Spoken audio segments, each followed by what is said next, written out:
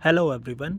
इस वीडियो में हम डिस्कस करेंगे यूनिवर्सिटी विट के एक और प्ले राइट थॉमस नैश को।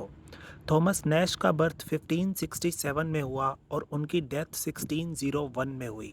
पिछले वीडियो में मैंने आपको बताया था कि थॉमस लॉज यूनिवर्सिटी विट्स के इकलौते ऐसे प्ले राइट थे जिनकी डेथ विलियम शेक्सपियर के बाद हुई। उसी तरह से थॉमस नैश यूनिवर्सिटी विट्स के इकलौते ऐसे प्ले राइट हैं जिनका बर्थ विलियम शेक्सपियर के बाद हुआ। विलियम शेक्सपियर का बर्थ अप्रैल 1564 में हुआ था।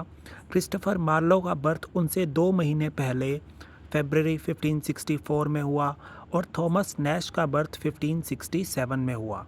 Nash is best known for his picaresque play the unfortunate traveller और the life of Jack Wilton. Picaresque play या पिकारेस्क नोवेल वो होते हैं जिनमें एक रोग प्रोटैगनिस्ट होता है जो सोसाइटी के नॉर्म से कन्फाइंड नहीं होता। वो अपनी ज़िंदगी अपने हिसाब से जीता है और एक प्लेस से दूसरे प्लेस पे भटकता रहता है। उसकी स्टोरी जो होती है वो एक एडवेंचरस स्टोरी होती है जिसमें वो एक प्लेस से दूसरे प्लेस तक ट्रैवल करता रहता है।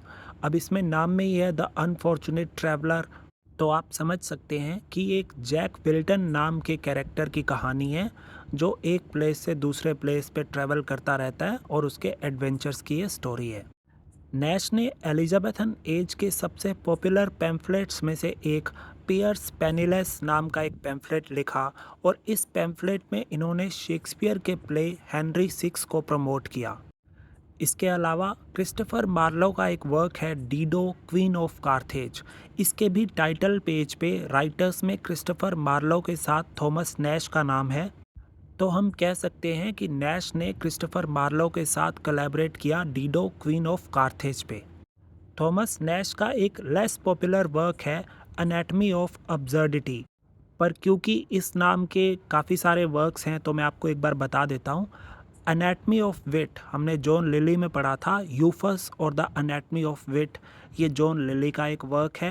एनाटमी ऑफ मेलनकली ये एक बहुत पॉपुलर वर्क है रॉबर्ट बर्टन का।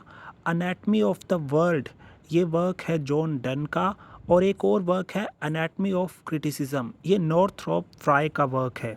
तो इस तरह से कभी मैचिंग में क्वेश्चन आ सकता है कि आप मैच करें राइटर्स के साथ उसका वर्क। तो आपको याद रखना है Anatomy of Absurdity Thomas Nashe, Anatomy of Melancholy Robert Burton, Anatomy of Wit John Lyly, Anatomy of the World John Donne, Anatomy of Criticism Northrop Frye. इसके अलावा फिलिप सिडनी की एक बहुत पॉपुलर सोनेट सीक्वेंस है एस्ट्रोफल and Stella. Stella का meaning होता है star और एस्ट्रोफल का मीनिंग होता है स्टार लवर। ये एक सोनेट सीक्वेंस है फिलिप सिडनी की जिसमें 108 सोनेट्स और 11 सॉन्ग्स हैं। ये पब्लिश हुई थी 1591 में और बहुत इम्पोर्टेंट है, इसके बारे में आपको याद रखना है ये। और इसका प्रीफेस लिखा था थॉमस नैश ने। प्रीफेस होता है एक बुक की इंट्रोडक्शन जिसमें ये बताया जाता है कि इस बुक में क्या क्या है और क्या पर्पस है इस बुक का, क्यों लिखी गई थी ये बुक। विलियम वर्ड्सवर्थ का है प्रीफेस टू लिरिकल बैलेड्स 1800 में जो पब्लिश हुआ था। उसमें विलियम वर्ड्सवर्थ ने बताया है कि उनकी क्या सोच थी और क्या पर्पस था लिरिकल बैलेड्स लिखने के पीछे। लिरिकल बैलेड 1798 में आया था और प्रीफेस टू लिरिकल बैलेड्स यानी कि इंट्रोडक्शन ऑफ लिरिकल बैलेड्स ये आई थी 1800 में।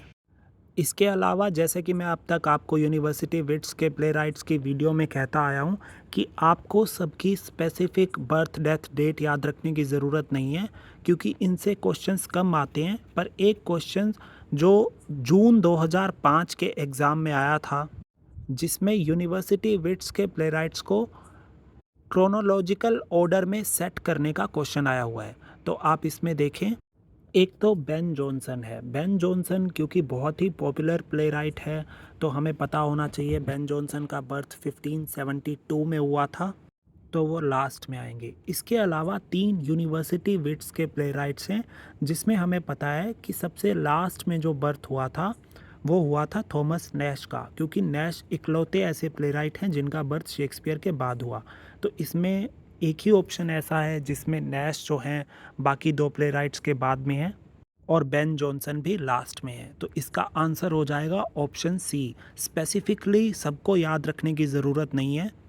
और सब कुछ याद रहता भी नहीं है, तो अगर आप मेजर चीज़ें भी याद रखते हैं तो एक आइडिया सा लग जाता है और कॉमन सेंस से ऐसे क्वेश्चंस का आंसर हम दे सकते हैं।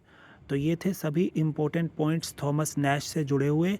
आई होप आपको इस वीडियो में बताई हर बात अच्छे से समझ आ गई होगी। अगर फिर भी आपके कोई डाउट्स या क्वेश्चंस हैं तो आप कमेंट सेक्शन में कमेंट करके पूछ सकते हैं।